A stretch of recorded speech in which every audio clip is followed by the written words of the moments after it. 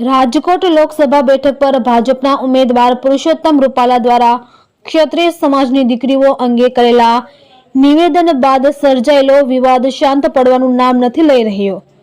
ક્ષત્રિય સમાજ દ્વારા એક જ માંગ કરવામાં આવી રહી છે કે રાજકોટ બેઠક પરથી રૂપાલાની ટિકિટ રદ કરવામાં આવે। આજે અમરેલીના ક્ષત્રિય સમાજ દ્વારા રેલી યોજી આવેદનપત્ર પાઠવવામાં આવ્યું હતું અને રૂપાલાની ટિકિટ રદ કરવાની માંગ કરવામાં આવી હતી। રૂપાલાના વિરોધમાં પ્રથમ ખાંભા રાજપૂત ક્ષત્રિય સમાજ દ્વારા આવેદનપત્ર આપી રેલી કાઢવામાં આવી હતી।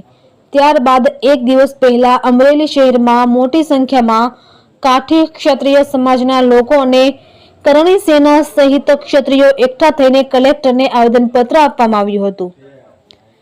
આજે મોટી સંખ્યામાં સાવરકુંડલા શહેરમાં ક્ષત્રિય સમાજના યુવાનો અને અગ્રણીઓ પ્રાંત અધિકારી સમક્ષ પહોંચી આવેદનપત્ર આપી રૂપાલાને તાત્કાલિક હટાવી દેવાની અને ટિકિટ રદ કરવાની માંગ કરવામાં આવી છે। આ ટિકિટ નહીં કાપવામાં આવે તો દેશભરમાં ક્ષત્રિય સમાજ સંગઠિત થઈને વિરુદ્ધ પ્રદર્શન કરી ભાજપને નુકસાન પહોંચાડવાની ચીમકી પણ ઉચ્ચારી દેવાઈ છે। સાવરકુંડલા ક્ષત્રિય અગ્રણી પ્રતાપભાઈ ખુમાણે કહ્યું હતું કે રાજકોટ લોકસભા બેઠક પર ભાજપના ઉમેદવાર રૂપાલા દ્વારા જાહેર સભામાં રાજપૂતોની સંસ્કૃતિ અને બહેનો ઉપર બયાન આપ્યું છે, જેના કારણે સૌરાષ્ટ્ર, કાઠિયાવાડ અને દેશભરમાં આક્રોશ છે। ત્યારે આટલા દિવસો થયા છે ત્યારે રાજપૂત સમાજની એક જ માંગ છે કે રૂપાલા સિવાય અન્ય કોઈ પણને મૂકવામાં આવે અને અમારી માંગ છે તાત્કાલિક બદલાવા જોઈએ। અમારે કોઈ ટિકિટ નથી જોતી। જેને બલિદાન આપ્યા છે, જેમનો ઇતિહાસ છે, તેમના વિરુદ્ધ બોલ્યા છે, ઇરાદાપૂર્વક બોલવામાં આવ્યા છે। ભાજપને અમારી વિનંતી છે કે રાજપૂત સમાજની લાગણી જુઓ, નહીંતર દેશભરમાં આ ક્ષત્રિય સંગઠનો એક થઈ રહ્યા છે। રિપોર્ટર યોગેશ ઉનડકટ, સાવરકુંડલા।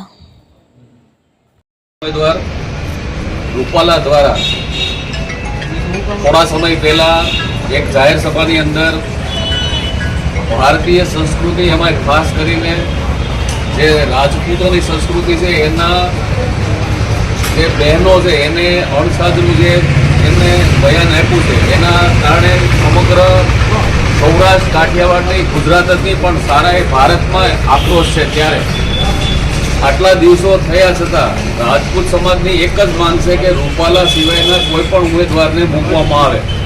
તો અત્યારે મારે એ કહેવું છે કે આ ભારતીય જનતા પાર્ટી માટે ઉમેદવાર મહત્વના છે કે આખો ભારતનો આ રાજપૂત સમાજ મહત્વનો છે? એક વ્યક્તિને કારણે આખા સમાજની અંદર આટલો આક્રોશ હોય ત્યારે તાત્કાલિક ધોરણે અમારી માંગ છે કે આ ઉમેદવારને બદલવામાં આવે, એના બદલે કોઈ પણ ઉમેદવારને મૂકવામાં આવે। અમારી કોઈ ટિકિટની માગણી નથી કે અમારે ટિકિટ જોઈએ છે, પરંતુ અમારી તો માગણી એ છે કે ઉમેદવાર કોઈ પણ હોય, એમના સગા ભાઈ હોય તો પણ એમને ચૂંટાવી આપવાની જવાબદારી રાજપૂત સમાજની છે। ત્યારે એક જ વ્યક્તિને કારણે આટલા દિવસોથી આખા દેશમાં રોષ હોવા છતાં શા માટે આટલી મોડું કરવામાં આવે છે?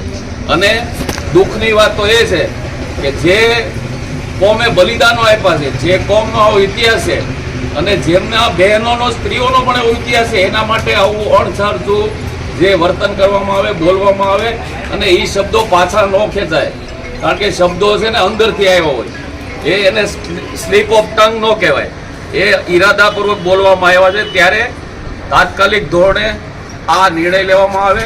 ભારતીય જનતા પાર્ટીના શીર્ષસ્થ નેતૃત્વને મારી વિનંતી છે કે રાજપૂત સમાજની આ લાગણીને જોવામાં આવે, નહીંતર સારા એ દેશમાં ભારતીય જનતા પાર્ટીના વિરોધમાં આ ધીમે ધીમે સંગઠન એકઠું થઈ રહ્યું છે।